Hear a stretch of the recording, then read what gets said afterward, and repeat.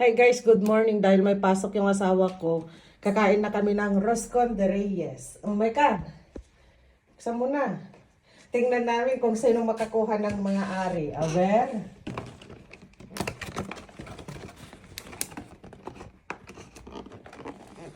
Tingnan na natin kung sino maswerte makakakuha, guys. Ayan, ganyan yung itsura.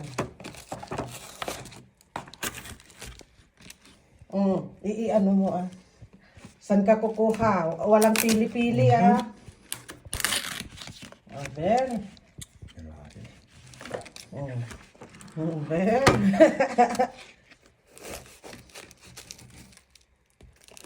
Uy, ang laki. Nakuha niya yata. Hindi. Gini. Ala, bakit mo tinignan? Ay, nakita ko. Kami mo ka Kasi dito guys, kapag makakuha ka ng ari, ikaw magsusuot ng corona. Ito yung corona. Yung premyo. Tapos may corona siya dito. O, tingnan mo yun. Aba, bakit nilagay doon? Ayan, yung corona niya. Ito yung traditional na ginagawa nila dito guys sa Spain. Kapag Three Kings, kakain sila ng ganito o Roscon de Reyes. May nata yung binili ko. Ayan.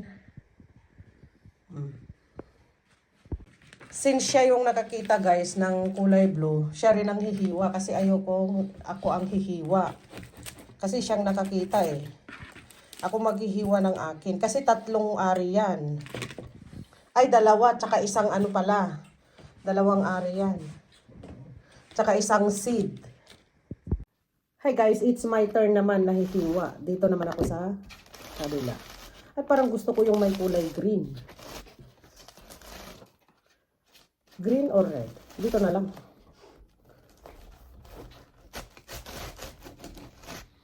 Aber kung may makuha ako. Kasi last year si Banang ang nakakuha eh. Ayan guys. Nakahiwa na ako. Ito yung akin. Tingnan nga natin kung meron. Parang wala naman. Iwain natin.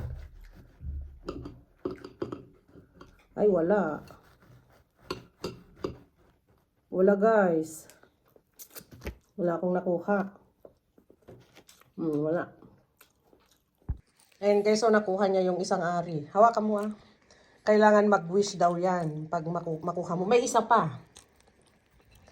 Ayan. Mag-wish ka.